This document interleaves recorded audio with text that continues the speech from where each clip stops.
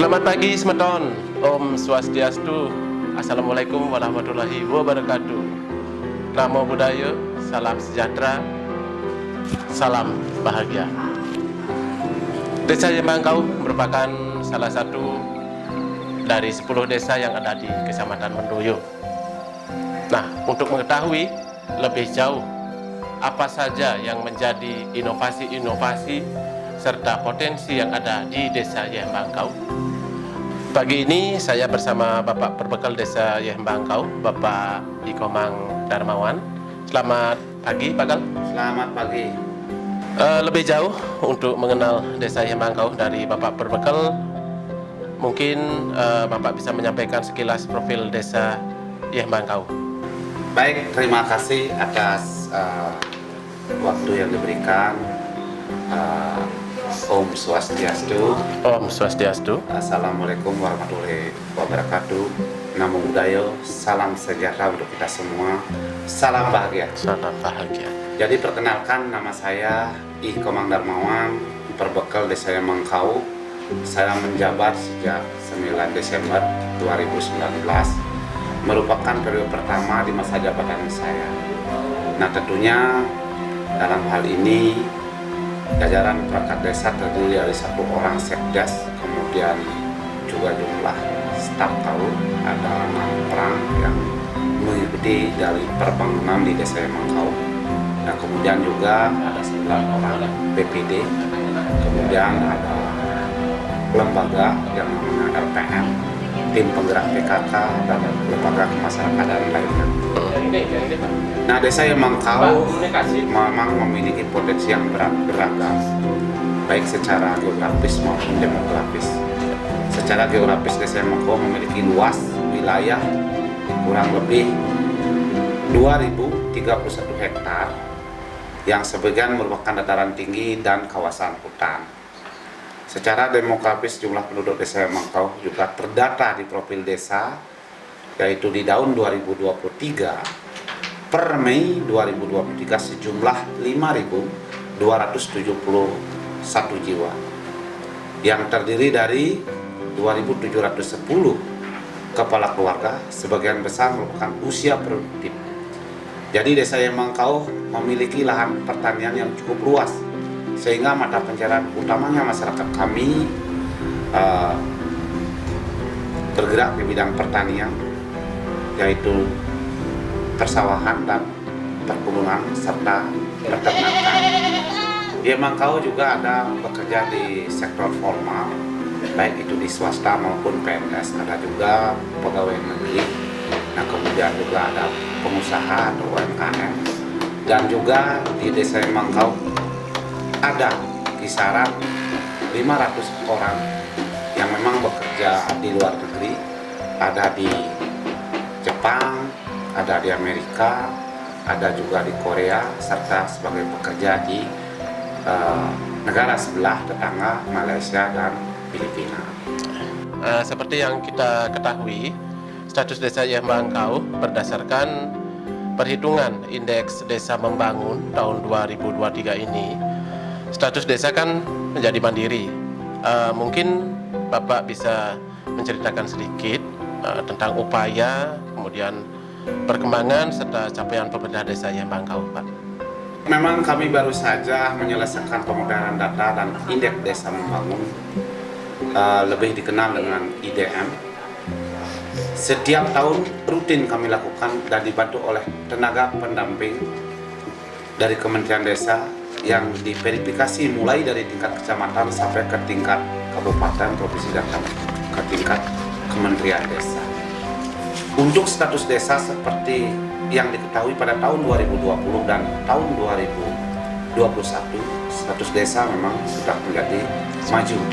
Nah, tahun 2022 jadi status desa menjadi mandiri, dan di tahun 2023 berhasil mempertahankan status tetap mandiri dengan peningkatan pada skor capaian.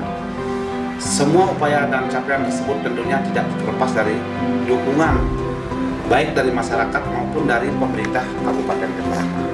Dari sisi dimensi sosial, ketersediaan dan keterjangkauan sarana kesehatan menjadi pendukung utama jarak layanan kesehatan terdekat 1,5 kilometer yang cukup ditempuh dengan waktu kurang lebih dari 10 menit. Kemudian kami juga diberikan puskesmas pembantu yang lokasinya ada di wilayah Muno Anggrek Harjo. Nah, tentunya dengan adanya bidan desa, banyak hal di bidang kesehatan bisa teratasi dengan baik. Seperti penyakit rabies, secara cepat masyarakat bisa tahu informasi bagaimana penanggulangannya. Nah, kemudian juga sebagian besar juga kami telah bersinergisitas dengan kabupaten dan pusat dalam hal kesehatan BPJS. Nah, sehingga masyarakat terlindung oleh jaminan sosial nasional dan juga melaksanakan kegiatan dalam rangka pencegahan penanggulangan stunting.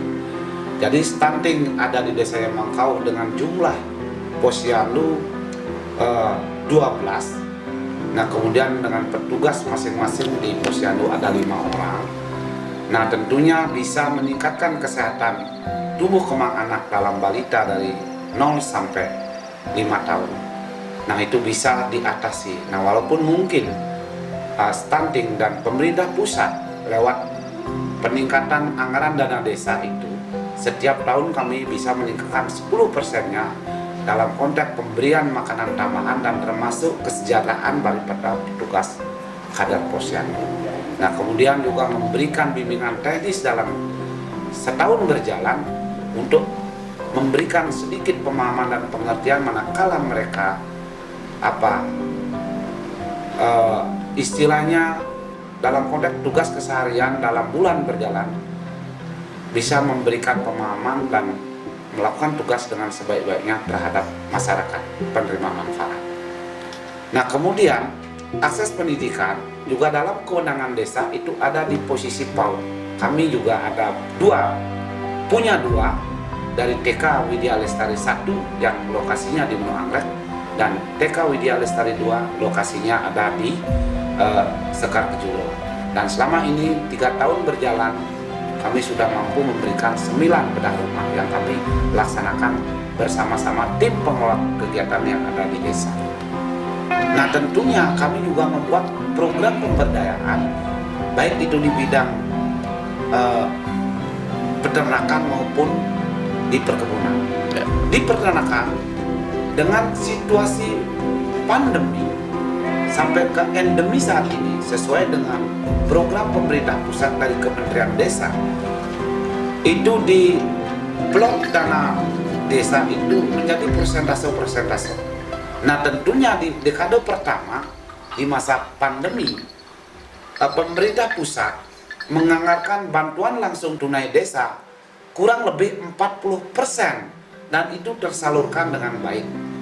Di tahun anggaran ini pemerintah pusat menargetkan kurang lebih maksimal 25% dan sisanya di bidang ketahanan pangan, dan kami mampu melakukan itu dengan 4 kelompok ternak yang jumlahnya masing-masing orang itu satu kelompok ada 5 orang diberikan 11 ekor ternak yang terdiri dari 2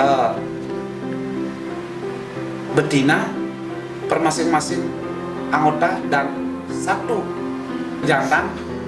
Kami juga membantu kelompok kakao yang sudah kami realisasikan sebagai ciri-ciri dari pembangunan di bidang perkebunan adalah kakao dengan jumlah kelompok kurang lebih terdiri satu kelompok 20 orang dan itu mendapatkan masing-masing 100 bibit yang sudah disambung dengan bibit yang paling unggul yaitu MCC namanya. Nah, kemudian di tahun 2023 khususnya tahun anggaran yang sekarang ini, jadi pemerintah desa bersama dengan hasil musyawarah desa, karena itu mungkin program dianggap positif oleh masyarakat. Nah, pada akhirnya kami berlanjut di 2023 ini memberikan 5 kelompok ternak kambing yang tetap juga anggotanya 5 orang, kemudian mendapatkan 11 ekor ternak yang terdiri dari 10 betina dan 1 penjantan. Nah itu sudah terrealisasi saat ini. Selain ekonomi di bidang pertanian, UMKM dan lain-lainnya.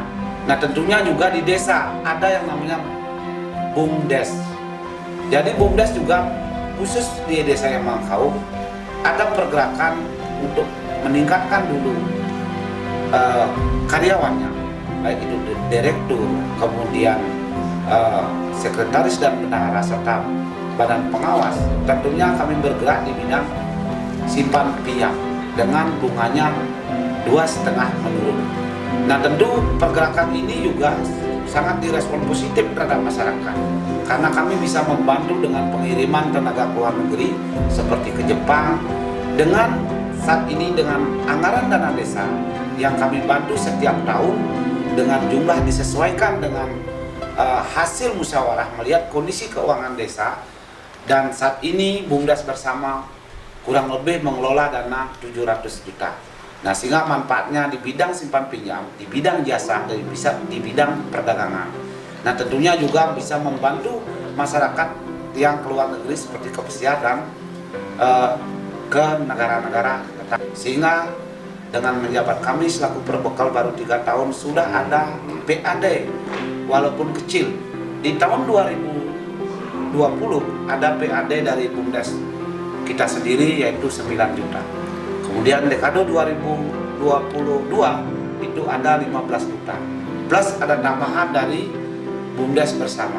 Nah sehingga total di tahun 2023 itu ada pemasukan PAD kurang lebih 47 juta. Baik Pak Kal, jadi kami ada satu pertanyaan yang menarik ini tentang transportasi. Seperti apa bentuknya di desa Yembangkau yang bisa memobilitasi warga dalam berbagai aktivitas, Pak? Bisa Bapak jelaskan? Dalam hal transportasi itu memang dari visi misi kami awal itu adalah menjadi skala prioritas sebenarnya. Karena manakala kita meningkatkan ekonomi, ujungnya memang harus di infrastruktur. Jadi infrastruktur khususnya pada hal transportasi.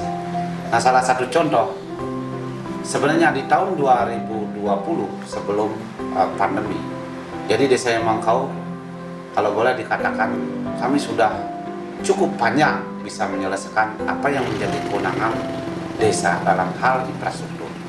Nah tentunya kami juga tetap bersinergisitas dengan kabupaten, pihak provinsi dan pihak pusat yang memang menjadi kewenangan di masing-masing kewenangan tersebut. Nah kemudian dari sisi dimensi ekologi, kondisi lingkungan cukup terjaga. Jadi kami juga bersama-sama dengan lembaga adat, kemudian juga linmas disebut juga kalau di adat itu disebut pecalang. Nah sehingga kondisi desa kami cukup aman. Kemarin juga kami melakukan lomba dengan melibatkan dari linmas. Nah sehingga kami juga meraih penghargaan yang cukup baik. Ada beberapa pihak yang memberikan pendampingan. Mungkin Bapak bisa dijelaskan sedikit Pak tentang pendampingan ini. Kami juga didampingi oleh pendamping lokal desa 1 orang, kemudian 2 pendamping desa, dan yang diberikan juga dari Kementerian Desa ada tim ahli yang ditugaskan di kabupaten. Nah kami juga didampingi oleh pendamping PKH dari Dinas Sosial, penyuluh bahasa Bali dari Provinsi, PPL dari Dinas Pertanian, serta tidak lupa kami didampingi oleh Yayasan IDEP Foundation atau Yayasan IDEP Selaras Alam. Nah sehingga keseimbangan pembangunan di desa Yembangkau bisa dilakukan dengan baik. Terkait status desa Pak, tadi dikatakan sejak tahun 2020 sampai 2023 status desa bergerak dari maju menjadi mandiri sampai saat ini. Lalu manfaat apa yang sudah diperoleh dari perubahan status tersebut Pak? Baik, terima kasih. Berbicara soal manfaat, tentunya bukan serta-merta harus ada manfaat. Namun dengan pengukuran terhadap IDM, mencerminkan kerja pemerintah desa, tidak hanya kami selaku perbekal, tapi bagaimana tercermin hasil dari kerja kami, hasil dari pengelolaan kegiatan dan anggaran yang sudah digelontorkan pemerintah, baik pemerintah pusat maupun daerah, sehingga kesejahteraan masyarakat desa dapat meningkat. Sebelumnya dana desa yang kami terima ditransfer dalam 3 tahap. Saat ini setelah status desa berubah menjadi desa mandiri, transfer dana kami terima dalam 2 tahap. Nah, sehingga lebih cepat kami dalam mengeksekusi anggaran dan tentunya kebutuhan masyarakat dapat terpenuhi lebih cepat. Kami juga berterima kasih kepada pemerintah pusat. Dalam hal ini Kementerian Desa memberikan kami penghargaan berupa rencana desa mandiri yang disemakan oleh Bapak Bupati Jembrana. Jadi terima kasih, dan tentunya ini akan menjadi semangat dan motivasi kami dalam membangun desa kami tercinta di Desa Yemangkau. Nah, tentunya banyak hal lagi yang perlu kami harapkan dari pemerintah desa.